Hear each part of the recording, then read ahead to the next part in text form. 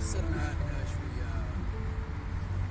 من بعد عاودنا تلاقينا نكتب هو عنده شغالاته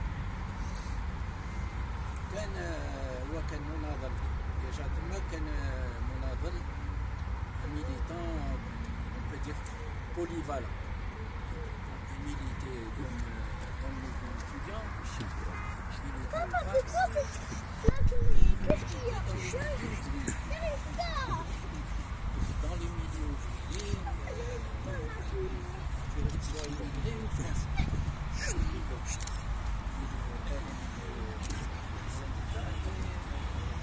d'une manière générale il était souvent plutôt avec dans les milieux des travailleurs que dans les milieux des étudiants plus à l'aise. Oui, plus à l'aise parce que il avait un contact avec les travailleurs avec nature.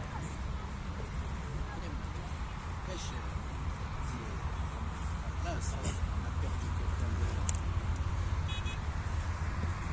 très valeur.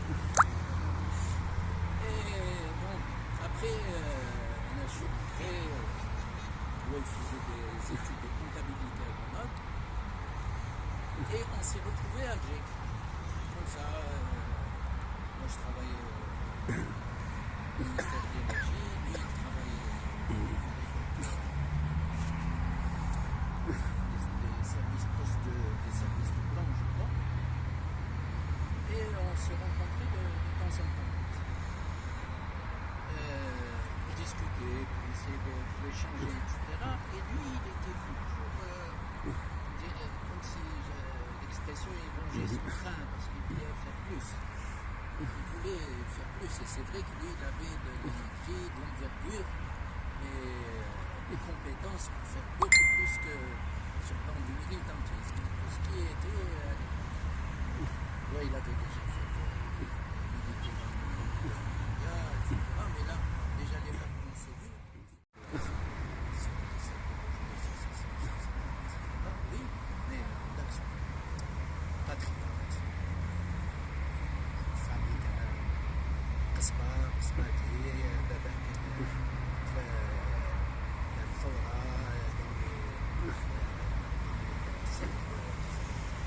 secret de Tanger. Et très humain, profond humanisme, pas l'humanisme comme ça, non, il était rigoureux, exigeant, la parole d'honnêteté. Et le problème qu'il avait, c'est celui qu'on a tous dans eux, c'est rongé par cette idée de comment faire pour faire reconstruire l'outil.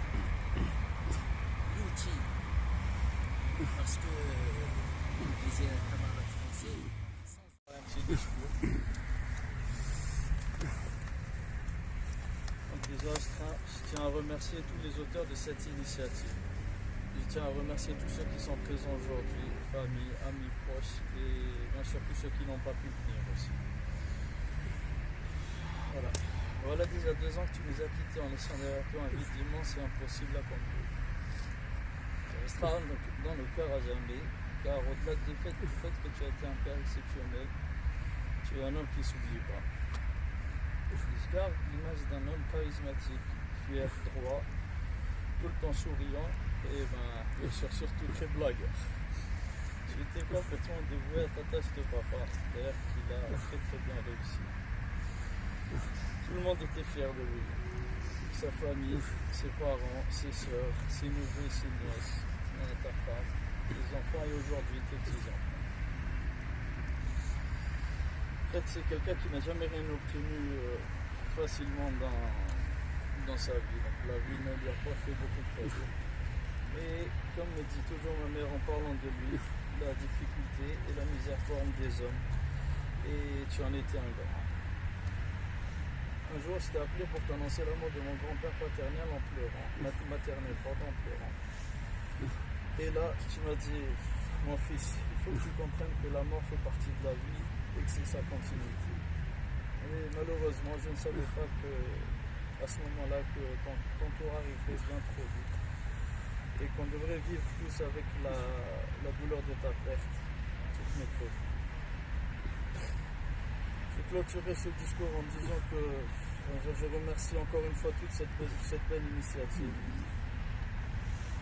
et tous ceux qui ont participé de près ou de loin à préparer cette rencontre. Et puis je te remercie, papa, d'avoir été un père exceptionnel. Je suis fier de toi. Merci.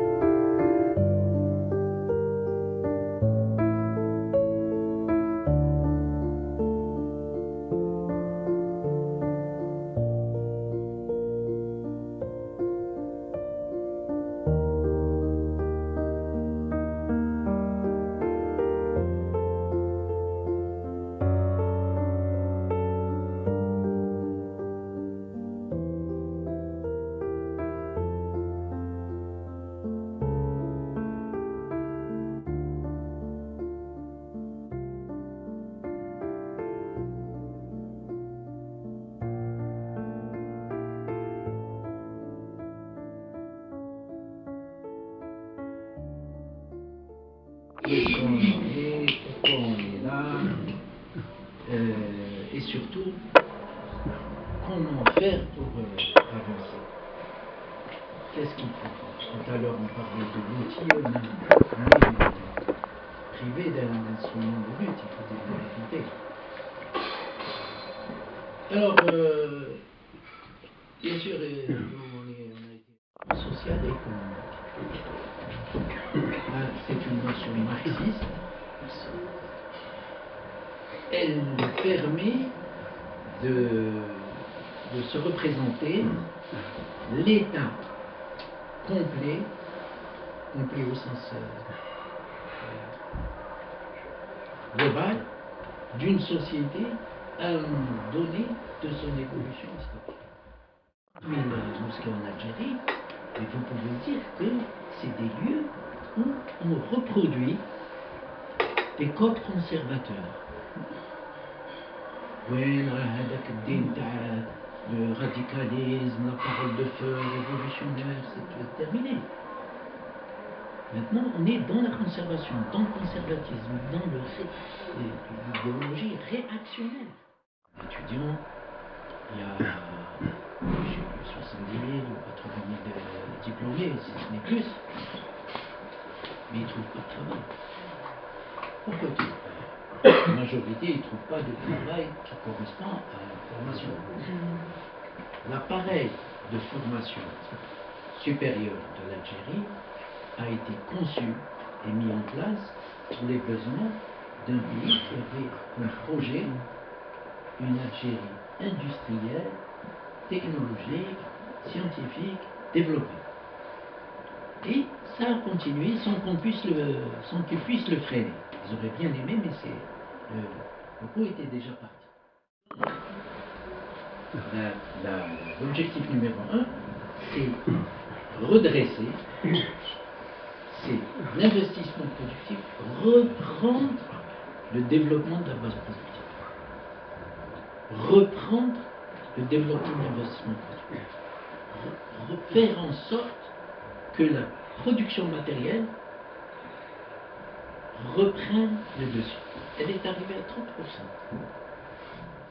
C'est-à-dire, au-delà de l'amont, quand vous regardez qu'est-ce que Hirak, comment il entendait faire, vous voyez que lui-même a écarté l'idée d'une d'une radicalité. Il l'a écarté. Le Hirak s'est posé les questions de prendre le pouvoir, de prendre Mouradia. Et un communiste, il ne va pas installer des partisans d'Arabie في Mouradia. Je risque ma vie باش هو يصدر في Mouradia. Je ne suis pas là, moi, pour mettre en scène mes adversaires de classe et leur donner le pouvoir, au prétexte que celui qui a le pouvoir, il faut que je l'enlève. Ça, c'est pas notre travail.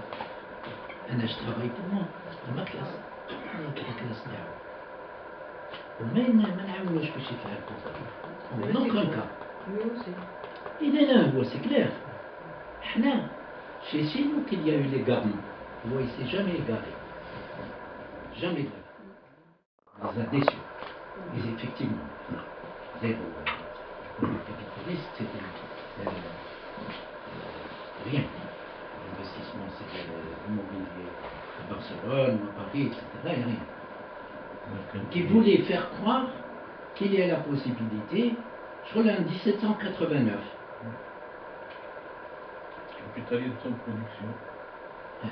Eux, ils voulaient créer, faire croire qu'il y avait la possibilité, alors que ça c'est une autre question, on pourra l'aborder une autre séance ou la voir maintenant rapidement.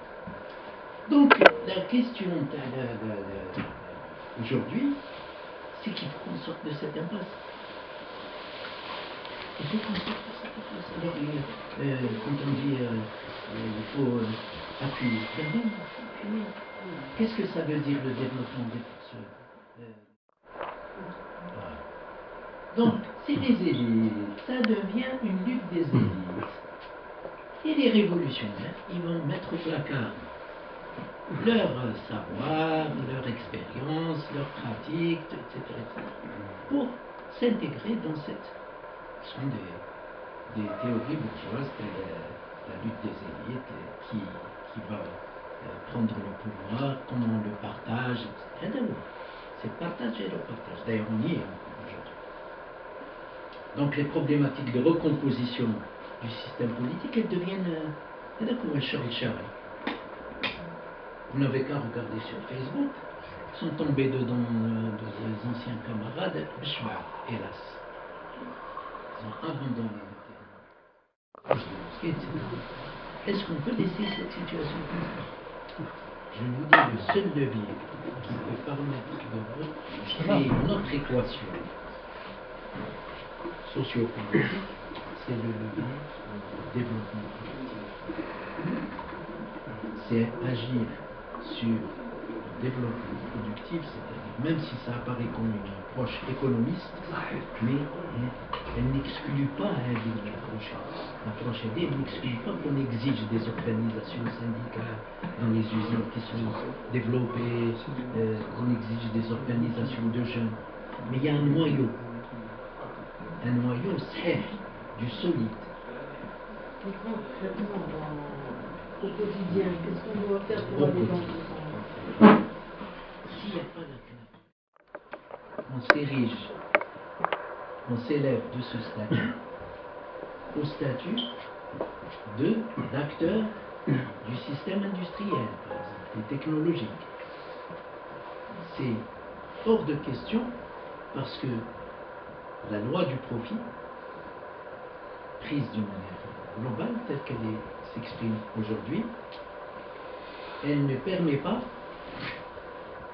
une valorisation du capital périphérique suffisamment satisfaisante de ce point de vue-là.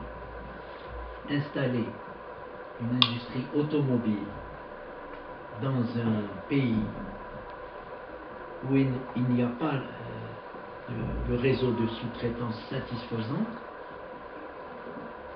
eux, ils n'ont pas envie de courir des risques. Ils ne viennent pas pour éduquer la main-d'œuvre algérienne. N'est-ce pas? Oui, les ingénieurs n'ont pas les compétences ceux du centre, ils ne le font pas. Donc l'industrie automobile exclue, y compris tous les autres secteurs de l'industrie qui s'avère ne pas être concurrent avec le centre. Condition, c'est un transfert de technologie et débouché. La question aussi, c'est la monnaie, c'est le dollar. Nous libérer du dollar. Parce que le dollar, vous savez maintenant que quand on commerce avec le dollar, on est sous le coup du droit américain. C'est-à-dire que les États-Unis, le seul fait que vous commercez en dollars, font de vous un sujet de leur droit, de leur juridiction. Et vous avez vu ce qu'ils ont fait à la Russie, Madaraka, complètement exclu de tout. Et ce qu'ils font actuellement, même à des individus, avec Nathalie Young, la femme d'une Suisse, et ils ont coupé tout. Elle ne peut plus prendre d'avion, ni de. Aucun, ni crédit, ni web. Là, c'est les mortes socio-économiques. On entrave les États nationaux qui n'ont pas encore décollé bien, etc. C'est une aberration. Je trouve un gâchis pour eux. Alors qu'ils pourraient exploiter ça, etc. Voilà. Eux, par exemple, ils se disent, mais qu'est-ce qu'ils attendent les Algériens pour développer le gaz de schiste? On m'a dit, voilà, ils vont le faire tout de suite. On écrase, on piétine à la population, l'environnement, ils s'en foutent. L'institution, sa disparition comme institution de l'État souverain, elle va pas être acceptée par l'armée en tant que couche sociale, qui est d'extraction populaire. Il y a un grand contre-exemple, qui est par exemple l'armée égyptienne, qui a fait sa mutation, qui est devenue un opérateur économique de premier ordre, et ça reste quelque chose d'extrêmement sous l'influence, si ce n'est pas un simple outil de l'impérialisme. C'est très juste. Dans la mesure où elle aurait constitué un repère pour la société, un repère sur le plan des valeurs économiques, voilà, des valeurs. Un propriétaire de moyenne production, on n'a pas ça. Ou la peu, on a ça très peu. Chez nous, très peu. Ils ne savent pas ce que ça veut dire commander l'économie. Non. C'est pas du manager. Ni manager, ni propriétaire. Claire. Ça a quand même créé des clients pour les États-Unis. C'est-à-dire ils se comportent comme demandeurs des prestations américaines parce que l'appareil militaire qu'ils ont n'a pas pour tâche la souveraineté nationale. Ouais. Alors, nos militaires, on leur explique qu'ils ont 2 ou 3 choix, c'est-à-dire américains. On leur explique qu'ils n'ont pas beaucoup de choix. Leur choix, c'est quoi? C'est d'arriver, de vivre la situation, par exemple, du Venezuela, ou de l'Iran, ou alors devenir notre allié, et à ce moment-là, ces menaces n'existent pas, il n'y a pas une mobilisation mondiale contre vous, et les tâches militaires qu'on vous confie peuvent se faire avec du matériel que nous vous donnons. On n'avait plus besoin d'un appareil militaire aussi puissant. L'Algérie maintenant est devenue pratiquement un pays qui peut toucher tout le sud de l'Europe avec son équipement actuel. Je dirais pas bonjour, à part le pain, le Soras. Donc, il a gardé ça. Et donc, lui, il a pris le flambeau parce que c'était l'aîné de la famille. C'était l'aîné de la famille. Donc, il est natif de la Casbah, ma connaissance. Oui, il est natif à la Casbah. Il vivait à la Casbah. Ils avaient une maison. C'est leur bien.